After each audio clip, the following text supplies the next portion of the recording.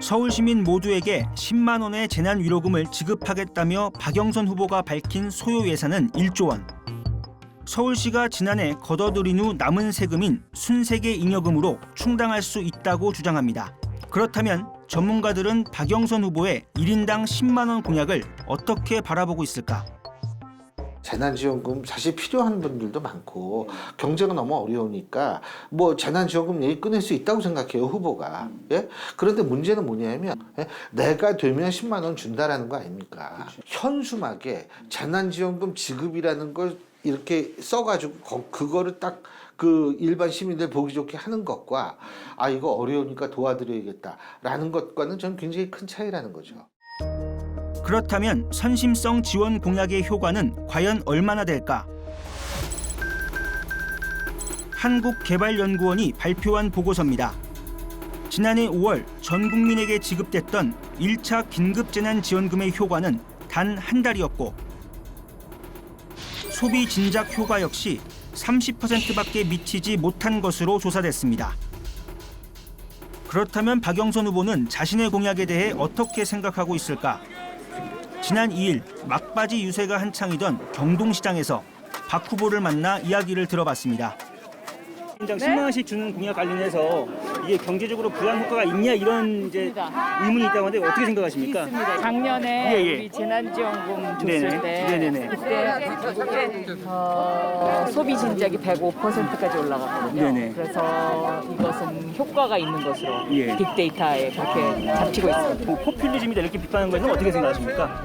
보편적 재난지원금을 하면 경제 진작 효과가 바로 나타납니다. 네. 감사합니다. 조심하십시오.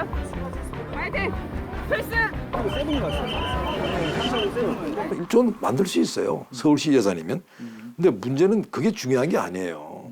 1조 원을 그냥 박영선 이 후보 개인 돈은 아니잖아요. 네. 결국은 이제 국민들이 낸 세금이에요.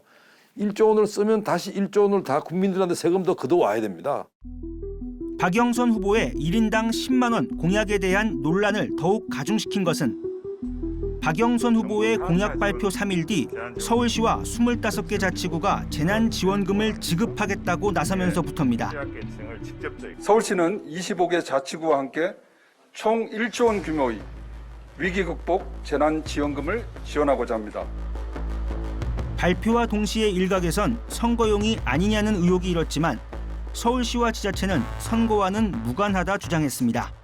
현재 선거가 진행되고 있는 과정이기 때문에 정치권 내에서 나올 수 있는 공방의 용어라고 생각하고 정치적 용어라고 생각합니다. 저희는 이와 관련이 없음을 다시 한번 말씀을 드리고요. 지난 겨울부터 지금까지 청와대 앞에서 1인 시위 중이라는 소상공인 유덕현 씨. 소금 없이 희망 없다. 지난 1년 보상하라, 보상하라, 보상하라. 그는 이번 서울시와 자치구의 재난지원금 발표를 납득하기 어렵다고 말합니다. 선거 전에도 시나 정부에 지원 요청을 하셨나요? 그때 반응이 어땠나요? 네, 저희 연합회에서는 이제 수차례 여러 가지 지원 요청을 많이 했었죠. 반응이 없다가 이제 지금 이 시점에서 좀 반응이 있는 상태는 어떻게 예, 그렇다고 보시면 됩니다. 한꺼번에 나온 그 정책들이 과연 실현될 것인가 그런 이제 좀 의문점이 많이 드는 거죠. 선거 직전 갑자기 쏟아진 지원금 정책이 과연 얼마나 도움이 될지 신뢰가 가지 않는다는 겁니다.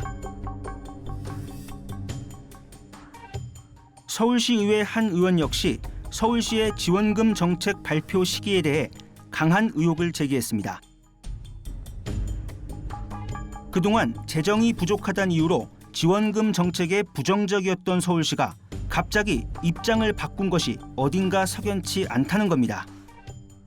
업종을 제한하고 금지한 업체에 대해서는 경제적 보상을 해줘야 한다라고 했을 때 서울시의 답변은 코로나로 어렵지 않은 곳이 없습니다. 재정적 여건상 지금 이 수준의 융자나 재원이 최상입니다.